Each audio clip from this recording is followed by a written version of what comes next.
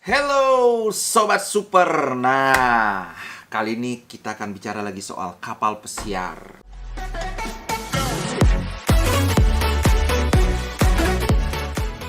At this point tentunya kita sudah sama-sama tahu ya bahwa kerja di kapal pesiar itu berat banget. Jadi kali ini nggak akan membahas betapa beratnya kerja di kapal pesiar. Nah, tapi saya akan memberikan beberapa cara yang ditempuh anak kapal supaya bisa survive, supaya bisa sedikit memperingan pekerjaan yang berat itu. Dan tentunya cara-cara ini adalah cara-cara ilegal. Lebay sekali. This is just for fun ya. Jadi ini adalah istilah-istilah atau candaan yang sering muncul di kapal. Oke? Yang pertama itu Rambo. Apa itu Rambo? Jadi kita ngomongnya Rambo. Rambo itu bisa kata benda, bisa kata kerja. Jadi pada dasarnya Rambo itu artinya kita melakukan suatu pekerjaan dengan tidak semestinya gitu loh. Kan setiap kerjaan itu kan ada SOP-nya kan. Misalnya bersihin toilet. Bersihin toilet kan ada caranya, pertama dindingnya dulu, kemudian kacanya, kemudian dan sebagainya. Nah, kalau kita ngerambo artinya kita ngelakuin kerjaan itu nggak sesuai dengan prosedurnya. Jadi kita bikin cara sendiri pokoknya supaya lebih gampang, supaya lebih singkat. Jadi misalnya ada kerjaan yang mestinya selesai 1 jam gitu, kita kalau pakai cara yang proper 1 jam kan, kemudian kita pakai cara sendiri setengah jam udah kelar ya, setengah jam sisanya kita nyantai. Ini ada cerita kan, dulu saya kan pernah waktu di Breeze kita cruising di Eropa. Nah, saya shift malam. Salah satu tugas saya itu adalah bersihin slide. Slide itu luncuran gitu loh, kayak di waterboom itu yang meluncur dari atas, nanti itu kan dialiri air jadi licin. Nah, tugas saya itu membersihkan itu tiap malam dibersihin supaya nggak menumpuk kerak-keraknya. Kalau pakai prosedur yang standar itu pakai kayak spongnya besarnya segini, kemudian pakai jacuzzi cleaner itu, namanya kayak pasta gitu, Simplicity namanya, itu warnanya merah. Itu kalau pakai itu, wah, digosok guys. Bayangkan slide segitu gedenya itu bisa sampai 2 jam baru kelar. Nah, kemudian saya pakai cara saya ngerambu. Jadi cairannya saya tidak pakai Simplicity, tapi saya pakai filter cleaner itu sangat strong karena kebetulan kan saya pegang kunci key namanya, jadi kunci ke gudang tempat penyimpanan segala chemicalnya kan. Nah, saya pakailah ini, saya campurkan di air, kemudian kasih Simplicity biar warnanya merah kan, jadi kalau ada supervisor lewat kan dia nggak tahu. Kemudian saya pakai isi mop. Jadi isi mop itu kan gede, itu mop itu pel, kayak kain segini. Nah, saya pakai itu, kemudian pakai ininya, sticknya. Jadi kalau pakai filter cleaner itu nggak perlu digosok, cuma diginikan saja, disapukan saja ke dindingnya, kemudian didiamkan sekitar 10-15 menit. Habis itu disemprot pakai air, itu kotorannya luruh. Ya udah, saya pakai itu kan. Udah.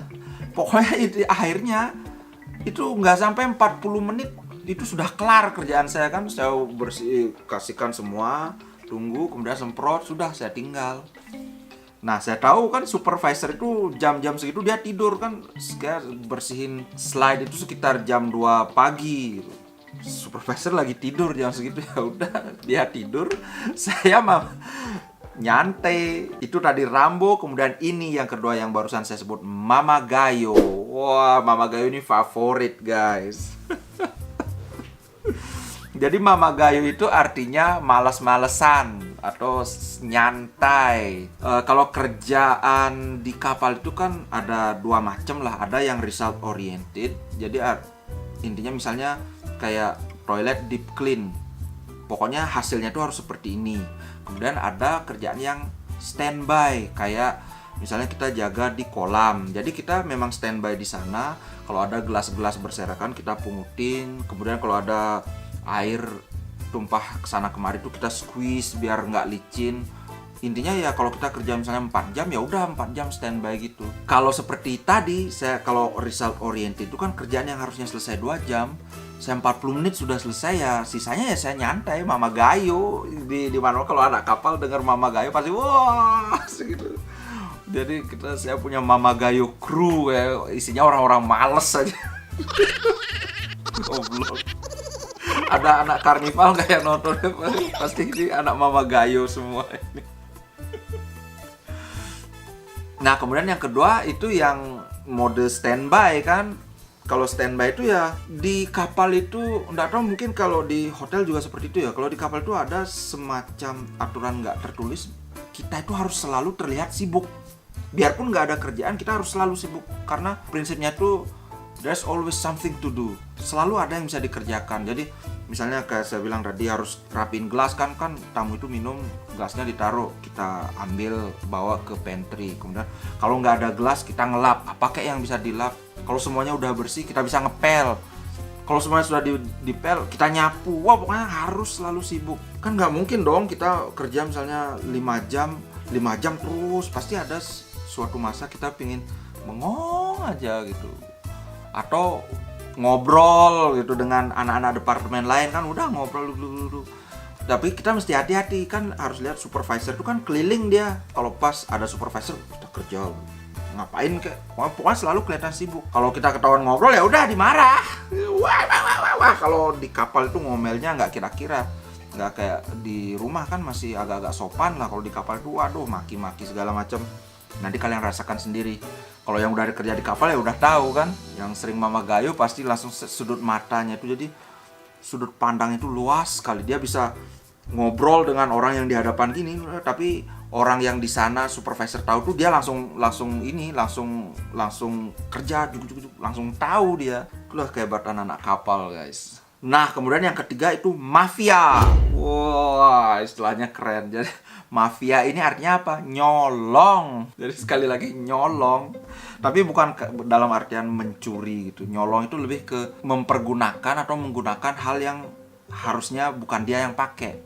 Misalnya gini nih, kan ada stateroom steward kan. Stateroom steward ini sebelum kerja itu dia harus nyiapin towel. Jadi towel itu dilipat, ditaruh di troli. Nanti pas kerja itu tinggal taruh di dalam kamar. Asisten ini dia kan harus mempersiapkan sebelumnya. Jadi besok mau kerja, sekarang itu harus udah ngelipat towel gitu loh. Nah, sering kadang-kadang ada yang mungkin dia males ngelipat, jadi dia ngambil towel-towel yang sudah dilipat orang lain yang kerja di section lain, itu diambil, dia pakai. Waduh, ini kalau yang gini brengsek namanya ini. Kalau ketahuan siapa yang ngambil, wah bisa ribut. Itu bahkan bisa berkelahi dulu. Pernah saya lihat orang berkelahi gara-gara towel. Jadi kelihatannya lucu kan.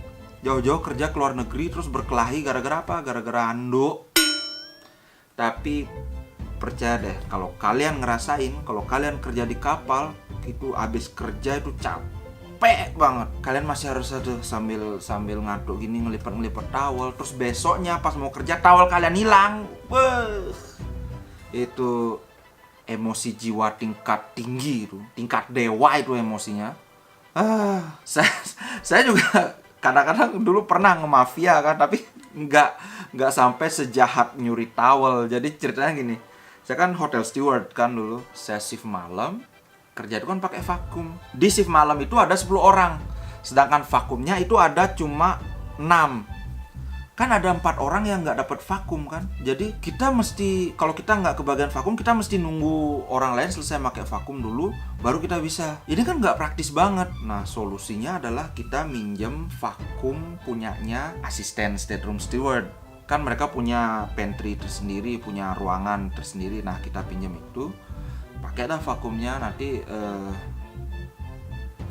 ganti vakum bagnya kan biasa lah gitu. Cuman sekarang ada orang yang pelit banget gitu loh. Padahal kita kerja malam, mereka kan lagi tidur, tapi mereka itu kayak nggak rela vakumnya dipakai. Itu alasannya katanya bau. Karena bau apa sih orang? Sama juga kalau di kamar juga vakum itu dipakai vakum karpet. Terus ketika kita anak-anak hotel steward kerja itu juga dipakai vakum karpet. Dan itu saya nggak tahu yang lain ya. Kalau saya itu selalu setiap habis pakai saya ganti vakum bagnya. Jadi nggak ada yang layak dikomplain sebenarnya. Nah, adalah satu ini asisten ini, saya nggak tahu orangnya yang mana. Jadi ketika saya mau ambil vakumnya itu, roda vakum itu disembunyiin, guys. Itu vakum itu kan ada 4 roda. Vakumnya bentuk bulat gini, di bawahnya itu ada 4 roda. Satu roda itu dicabut terus disembunyiin. Saya mau pakai kan nggak bisa.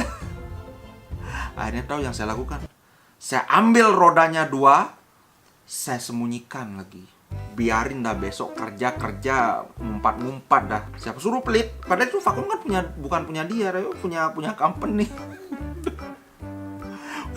Udah besoknya ini ada misuh-misuh. Vakum saya hilang rodanya, saya makan aja gitu, nggak peduli. Akhirnya setelah itu malamnya saya balikin kan roda vakumnya. Kemudian besok-besoknya saya mau ngambil vakum, nggak pernah lagi ada rodanya hilang. Mungkin dia nggak berani lagi macam-macam. Jangan tiru saya, oke? Nah, itu tadi mafia yang keempat. Nah, ini adalah level yang paling jahat, di antara yang paling jahat. Itu sapo. Kalau anak kapal udah dengar istilah sapo ini pasti marah-marah, paling benci. Sapo ini artinya ngadu. Jadi nyapo artinya ngadu. Tukang sapo artinya tukang ngadu. Jadi intinya gini, orang mengelaporin ke supervisor ini bahwa ada orangnya, wah itu kerjanya nggak bener, wah itu gini. Nyebelin kan? Karena kita kan kerja, kita punya section masing-masing. Misalnya saya kerja di section saya, terus anggaplah saya udah selesai, terus saya mama gayo. Apa urusannya dengan orang yang di section lain gitu loh? Ngapain mereka ngelaporin saya? Buat apa? Biasanya orang-orang yang tukang sapu itu adalah orang-orang yang brengsek. Brengsek dalam artian dia itu kerjanya sebenarnya nggak becus juga. Cuma dia nyapu itu satu biar dia disayang sama supervisor. Kan dari sisi supervisor, kalau dia punya anak buah yang ngelaporin orang-orang lain yang mama gayo, kan dia seneng tuh, karena dia nggak perlu ngawasin kesana kemari, dia langsung tahu, oh si ini malas-malesan, tinggal marahin aja. Itu satu. Kemudian yang kedua, ini untuk mengalihkan perhatian dari kerjaannya dia sendiri yang nggak beres gitu loh. Makanya anak kapal itu paling benci sama yang namanya tukang sapu. Kalau kita tahu ada tukang sapu, wah udah dikucilkan sudah pasti. Kecuali kalau kita misalnya gini, kalau kita kerja tim kan, semua harus kerja. Ada yang males-malesan satu, ya ini brengsek namanya. Kan dia merugikan orang lain, bikin orang lain kerja lebih berat kan. Ya ini layak dilaporin. Tapi saya sendiri kurang suka ngelapor gitu. Paling ya ajak ngomong langsung, jangan gini dong caranya, segala macam lah. Pendekatan hati ke hati, heart to heart. Oke. Jadi itu dulu 4 cara ilegal untuk bertahan hidup di kapal pesiar. Oke, just for fun. Oke, see you next time. Ciao.